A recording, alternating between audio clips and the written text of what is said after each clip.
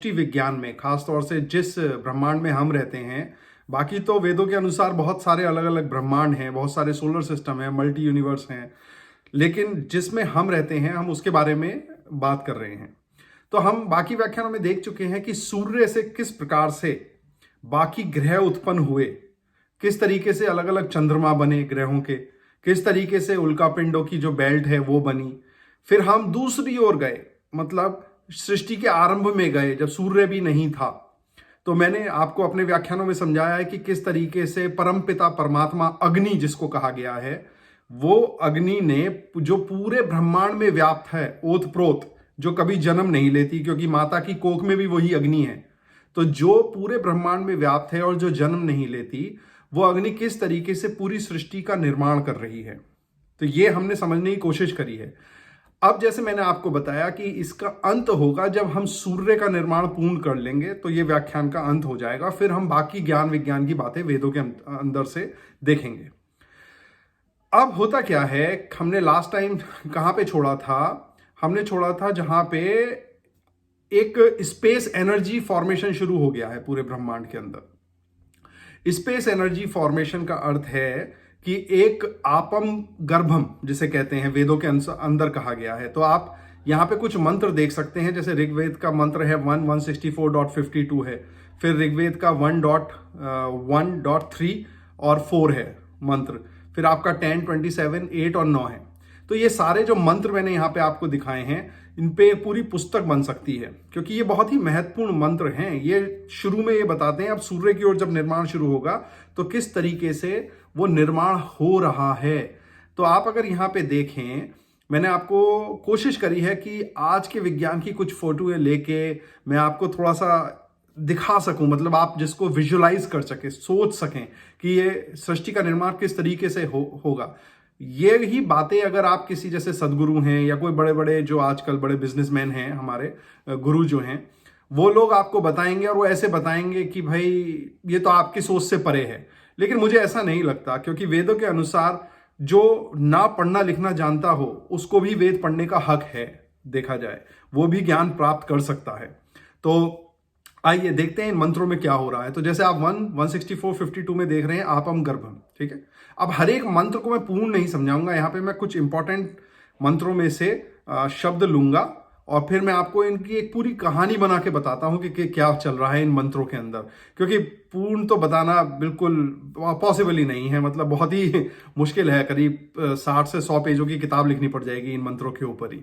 इसी तरीके से अगर आप मंत्र देखेंगे 1.1.4, इसमें अग्नि कहा गया है और एक यज्ञ चल रहा है पूरी सृष्टि के अंदर। और 1.1.3 के अंदर जो अंत का शब्द है वो देख लीजिए, वीर वत तमम, ठीक है। तो इसमें क्या है, कुछ वीरता का कार्य हो रहा है। अब हो क्या रहा है, जब सृष्टि का निर्माण शुरू हुआ है तो सबसे पहले क्या है, स्पेस एनर्जी, मतलब खालीपन है और एक ऊर्जा है। और अग्नि जो है परमपिता परमात्मा, क्योंकि उन्होंने सबको चीजों को हिला दिया है और सृष्टि निर्माण की प्रक्रिया चालू हो गई है। तो अलग अलग जगह, जैसे आप यहां देख रहे हैं, ये जो एक धुंध है, बादल सा जो है, ये क्या है, ये चार्ज पार्टिकल्स जो सब पार्टिकल हैं, ये सब अब साथ में आने लगे हैं। ये अलग अलग जगह ब्रह्मांड में इसी तरीके से फॉर्म हो रहे हैं वेदों के अनुसार। अब जब ये सब फॉर्म हो रहे हैं तो एक इनके बीच में एक फोर्स मतलब जिसे कहते हैं एक ऊर्जा जो है, शक्ति भी आपस में लगनी शुरू हो गई है। तो अलग अलग जगह इस तरीके के जो बादल हैं वो फॉर्म हो रहे हैं, ऊर्जा एक साथ शक्ति साथ में आ रही है, क्योंकि ईश्वर के द्वारा वो क्रिया हो रही है। जो अग्नि रूपी ईश्वर है, जो सब चीजों के अंदर विद्यमान है, क्योंकि उसको सृष्टि का निर्माण करना है, तो वो अलग अलग जगह ये धुंध के जो बादल से हैं ये शुरू हो गए हैं। लेकिन जब ये बादल आपस में शुरू हो गए हैं तो इनके बीच में भी क्रिया हो रही है, क्योंकि इनके बीच में कौन कौन सी फोर्सेस अब शुरू हो गई हैं। जैसे फोर्स ऑफ आप जो ग्रेविटी है, गुरुत्वाकर्षण, वो बहुत हल्की मात्रा में वो भी शुरू हो गई है। इलेक्ट्रोमैग्नेटिक फोर्सेस शुरू हो गई हैं, न्यूक्लियर फोर्सेस शुरू हो गई हैं, फ्यूजन शुरू हो चुका है। तो ये सब चीजें बहुत ही अनडिटेक्टेबल मात्रा में वेदों के अनुसार अब शुरू हो गई हैं। अब इसमें क्या है, जैसे आप देखिएगा आपका 10.27, 8 और 9, इस मंत्र बड़ा इंटरेस्टिंग है। वेदों में क्या है, अलंकारिक भाषा का प्रयोग किया गया है, क्योंकि उस समय ऋषि मुनि जो थे वो प्रकृति के हिसाब से ही सोचते थे। जो जिस समय में जो वस्तु होगी उसी प्रकार से भाषा भी होगी, ये याद रखिएगा। जैसे आज का ज्ञान विज्ञान क्या है, इलेक्ट्रॉन, प्रोटॉन, न्यूट्रॉन, ये वो, जीनोम, अनाप शनाप, राइट, क्योंकि इन लोगों ने वो भाषा उसी तरीके से निर्माण करी है।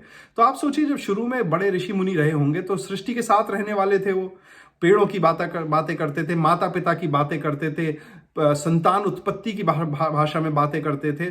तो इसी तरीके से इन मंत्रों में क्या कहा गया है कि गाय हैं, जैसे गाय जिस प्रकार से एक फील्ड में विचरण करती हैं और आपकी घास, वीट, बार्ले वगैरह खाती हैं गाय जो हैं, और उनको जो गाय को चलाने वाला एक मेन व्यक्ति होता है, ठीक है, इसे समझ लीजिए जो मेन ग्वाला है जो चला रहा है गायों को, ठीक है, गायों को पालता है, उसको सुनते ही गाय जो है, जब वो कहता है चलो वापस चलें, तो सारी गाय उसको सुनती हैं, एक किस्म से उसकी शक्ति से खिंच के उसके पास चली आती हैं।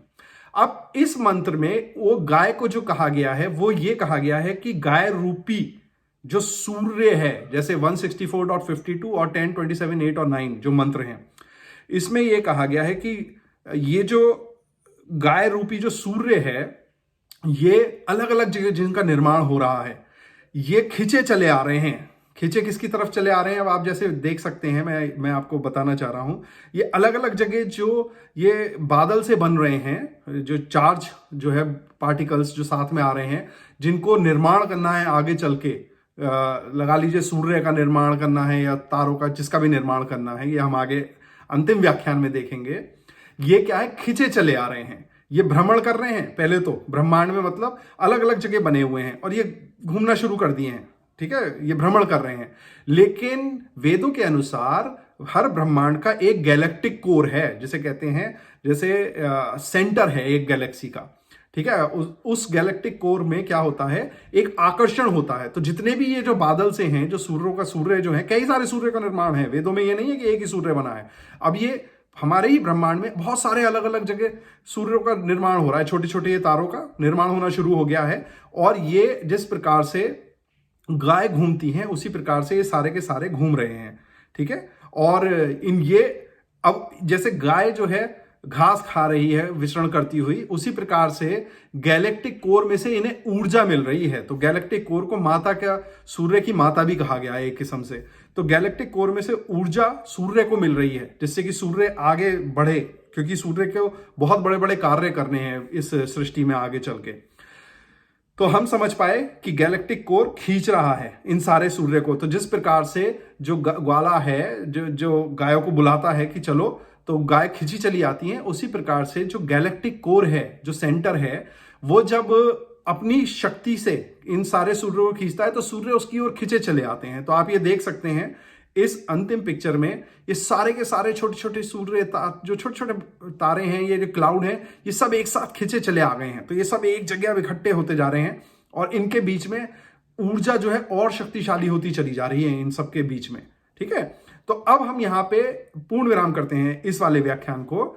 हम ये समझ पाए कि सूर्य का निर्माण जो है वो पहले ऐसा नहीं है जैसे आज दिखता है। ये पहले एक क्लाउड होता है, मतलब एक बादल के समान होता है, चार्ज पार्टिकल आते हैं, ईश्वर के द्वारा है। फिर गैलेक्टिक कोर करके है इस ब्रह्मांड के बीच में, जो इन सब सूर्यों को जो बन रहे हैं अपनी ओर आकर्षित करता है, जैसे आप देख रहे हैं। और ये सब एक जगह इकट्ठे हो जाते हैं एक सेंटर के अंदर। मतलब आप इसे इस तरीके से समझिए कि एक बहुत ही बड़ा गोला है, उसके अंदर ये सारे इकट्ठे हो गए हैं। कुछ बाहर भी रहते हैं, ऐसा नहीं है, लेकिन ये सब इकट्ठे हो जाते हैं उसके अंदर, ठीक है। अब इसके बाद एक घटना घटनी शुरू होती है, क्योंकि आप ये देखिए कि ये सब के अंदर एक फोर्स भी लगनी शुरू हो गई है। जब नेचुरल सी बात है, जब बहुत पास पास सब कुछ होंगे तो उनके अंदर आपस में उनकी जो बीच में जो फोर्स है, जो शक्ति है, वो आपस में लगनी शुरू होगी एक दूसरे के ऊपर। इसको हम अपने नेक्स्ट व्याख्यान में देखेंगे कि फिर होता क्या है। तो इसी के साथ मैं आप सबको धन्यवाद कहता हूं।